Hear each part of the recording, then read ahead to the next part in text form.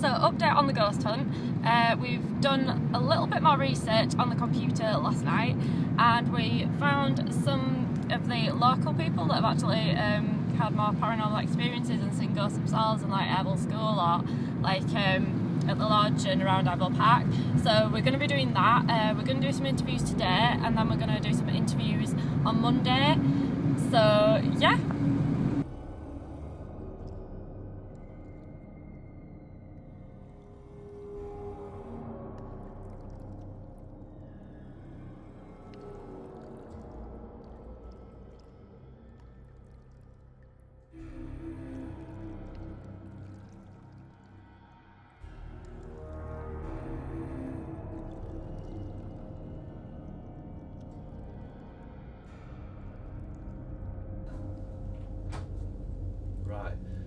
Yeah, what happened is I were playing with my friends down in Skipton, and it got quite late. It was about, I'd say about 10:30, 11:15, which I considered quite late then. And I thought, right, I'm going to make my way home. And we lived at the lodge then. So I walked up Gargrave Road, and I decided to walk down through shrubs. Yeah. What they call the shrubs. And I wasn't on the grass, I were actually on the path in the shrubs. And I got probably about halfway through the shrubs. And I always checked to the bench out, because there was a bench on the left where my friends used to sometimes hang around quite late at night, and they'd mess around and sit on that bench smoking and stuff. So, but I checked the bench out, and it was really dark, it was quite misty. But because there was big tall street lights on Gargrave Road, it lit quite a lot of the shrubs up. So it was quite bright, and I liked that, which is why I chose to walk that way. I got halfway, just up to about where that bench was, and I heard something first of all, like cracking sticks in the bushes on my right, and I just sort of glanced and had a look, and I saw what looked like, I thought it was the back end of a dog disappearing into the bushes. I thought, oh, there's someone's dog there. I carried on walking a little bit further to catch up with this, because it was a little bit ahead of me, and it was quite near the wall. And I carried on a little bit more, and I noticed there was like a small clearing in the bushes, and the street lights were shining down, and I saw a small man, about, I would say, about 2 foot high, no bigger than 2 foot. And I was absolutely terrified, because I was, you know, I thought, well, it's a person, and I couldn't believe it, and I was panicking, and I thought, my God. And he walked, carried on and disappeared again into some more bushes. I carried on walking quite fast now, and I was thinking, you know, I'm one of them people that doesn't like to make eye contact with people when you're talking to them, and to see a 2 foot man, what do you say? I mean, why are you so small? What are you doing walking around here at this time and that? So I was thinking all these thoughts, and I thought, well, is this for real? And I carried on a little bit more, the bushes cleared, and there he was again, walking towards the gap between where there's like steps coming down from the main road. There's a little gateway there, and the path veers down to meet the road that comes into the swimming pool. So I sort of got further apart from this chap, and I can tell you he had like a beard, and he had something on his back, like a small backpack or something.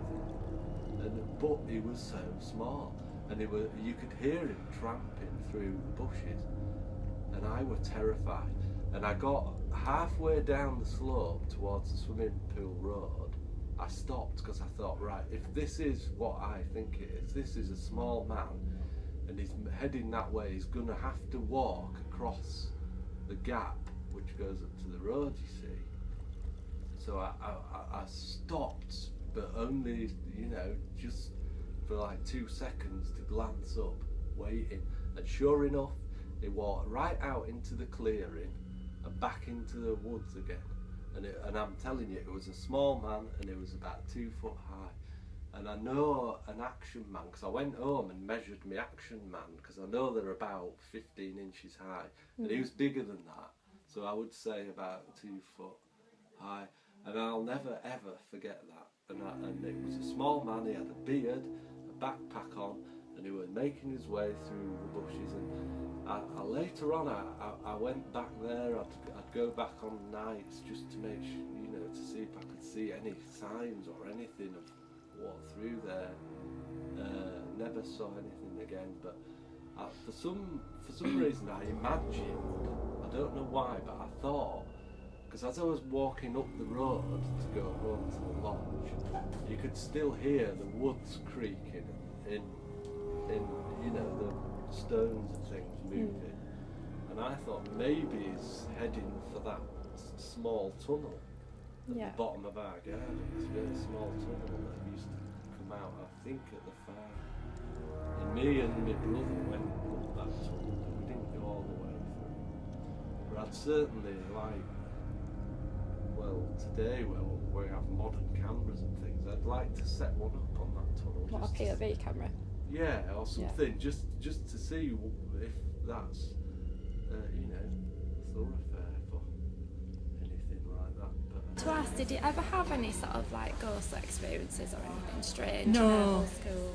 No, only the lights going on at night. When everybody had gone home, the lights used to come on, and they said it was a ghost because it went round. We had a ghost, but it went on for quite a long time. Did that, and then they decided at the end that it was something wrong with the wiring. So whether obviously. well, you know what kids are like if it gets round, yeah. Stories get worse and worse. Yeah. Pardon? I left it walk round the left. As you go in the door for the library, just round to your left, there were some fitted cupboards with sliding doors. And they were in. Remember it being there. Well, they might not be there now, they might have altered stuff, but that's where they were. But I remember. And there were about 10 of these big books with all the kids' names on. There were quite a lot. Yeah. And what happened to Jewel's family? I don't know. I know they owned the mill, and he built the house, and his wife, and she looked like Victoria. She was little and fat with grey hair and great good. And the pictures She was last night. like Victoria, you know. Like when she got older. Yeah, when she were older. Yeah.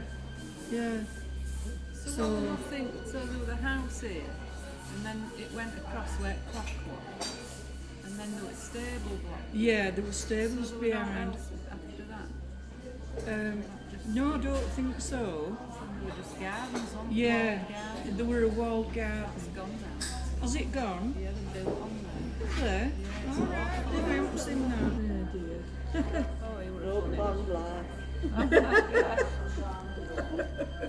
You were telling me there was a greenhouse, didn't you? That's Oh, what yeah, we big- did before. Yeah, wasn't that it? were there before this pond. They put the pond where the greenhouse was. And that. There was a cellar under that greenhouse with a boiler in it. Were there? Yeah, my dad found it. There were a big flagstone and they were lifting it up. I think it was slipping. There was something wrong with it. And him and Brian lifted it up and there were steps down and it was a tiny little room. But I mean, it Oh, to be the greenhouse. Alright.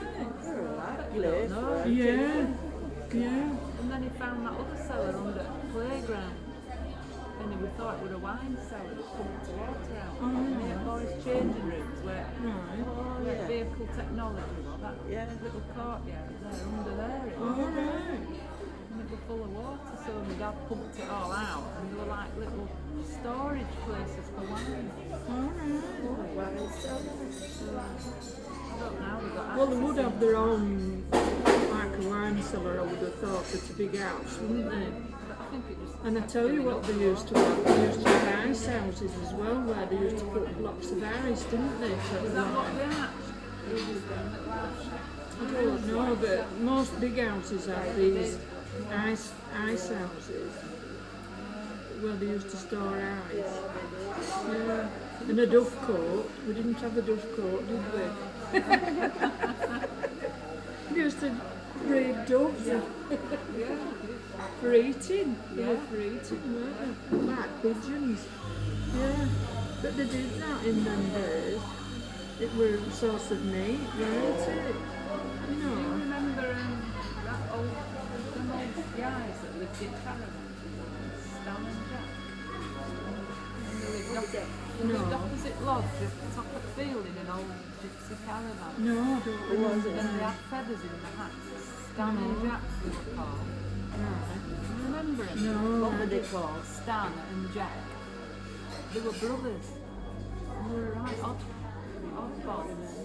No, I don't remember that. They had a bike each and they went up and down the Aireville Road and they used to sell little gypsy caravans they made out of. Oh, right. No, I don't That was when we first moved there. Yeah. You were there a while then. Yeah. Oh, we So I was about 12, 13 when we moved there. Yeah.